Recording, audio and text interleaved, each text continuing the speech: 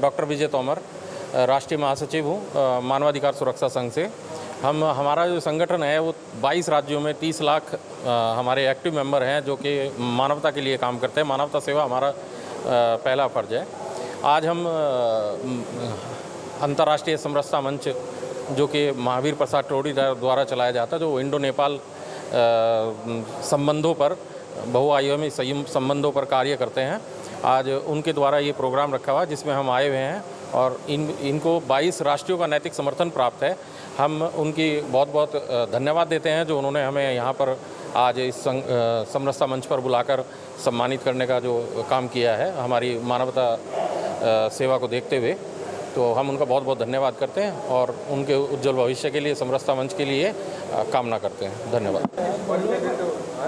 कुमार, दिल्ली अध्यक्ष हूँ समरसता मिशन का, और ये जो आज का कार्यक्रम हो रहा है सारा कार्यभार का समरसता ने, टोडी जी ने, कुलदीप भाई ने और अन्य साथियों ने सारा विषय के रूप से हमारे को ही चुना है और मैं इस कार्य को पूर्ण विधि से निभाने का कार्य कर रहा हूँ।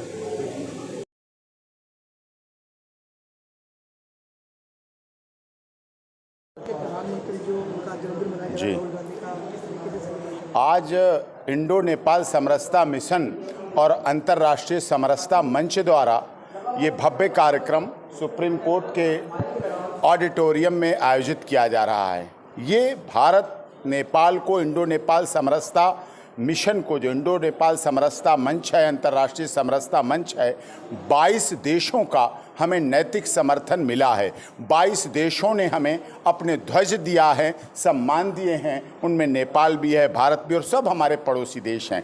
इसी के तहत हम कार्य कर रहे हैं और इसी के तहत हम ग्राउंड जीरो पर काम करते हैं, इंडो नेपाल समरसता मिशन।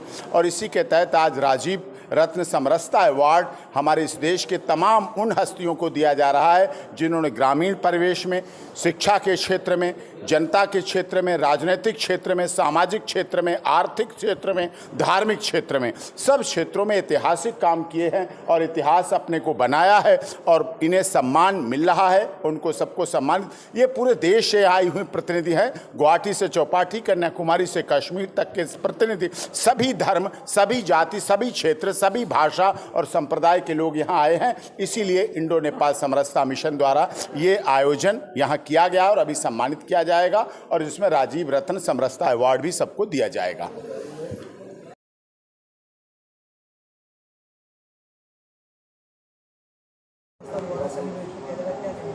हम सब लोग, पूरा देश बहुत भावपूर्ण तरीके से राजीव गांधी जी को याद कर रहा है और उनके जन्मदिन है, खुशी भी है, मगर वो हमारे बीच में नहीं है। एक अभाव भी है, उनका मन में कहीं खटकता है कि वो होते तो आज भारत का स्वरूप कुछ और ही होता, और विशाल और महान भारत होता, क्योंकि वो उन्होंने एक नई दृष्टि दी, एक आधुनिक दृष्टि दी भारत को, जिसको हम कहते हैं IT, इंफॉर्मेशन टेक्नोलॉजी। उन्होंने तकनीक से हमारा साक्षात्कार दोस्ती करवाई देश की, और हम आज तकनीकी रूप से यदि एक महाशक्ति हैं तो इसमें हाँ, ये राजीव जी के ने इसकी बुनियाद रखी। जो आज का आधुनिक आर्थिक रूप से आगे बढ़ा भारत है, उसको बढ़ाने में उनका बहुत उसकी बुनियाद उन्होंने रखी। उन्होंने शिक्षा से लेकर के हर क्षेत्र में, पंचायत उनकी अधिकारिता के क्षेत्र में, नौजवानों को अधिकारिता के क्षेत्र में, कोई क्षेत्र ऐसा नहीं था जिसमें उन्होंने क्रांतिकारी निर्णय नहीं लिए। उनका कार्यकाल बड़ा छोटा रहा, 5 साल का रहा, लेकिन उस 5 साल में उन्होंने आज का भारत जो बन पा रहा है, उस भारत को, जिसको मनमोहन सिंह जी ने, नरसिम्हा राव जी ने, सब ने आगे बढ़ाने का काम किया, आज की सरकार भी आगे बढ़ा रही है, वो सबका स्वरूप तय करने का काम, उसको एक मॉडर्न आउटलुक देने का काम, एक तकनीकी आउटलुक देने का काम राजीव गांधी जी ने किया। वरिष्ठ नेता भी हैं और काफ़ी सालों से पिछले मुख्यमंत्री भी रहे हैं, कई बार आप लड़के, तो क्या लगता है राजीव गांधी की कभी कहीं ना कहीं आज भी खलती है कांग्रेस को? बहुत खलती है, बहुत खलती है, करोड़ों करोड़ों दिलों को खलती है। कोई विश्वास ही नहीं कर सकता कि ऐसा व्यक्ति, इनका भी कोई दुश्मन है, कोई इनकी भी हत्या कर सकता है। वो एक ऐसे व्यक्ति थे जिनका स्वरूप जो है हर किसी के दिल को छू जाता था।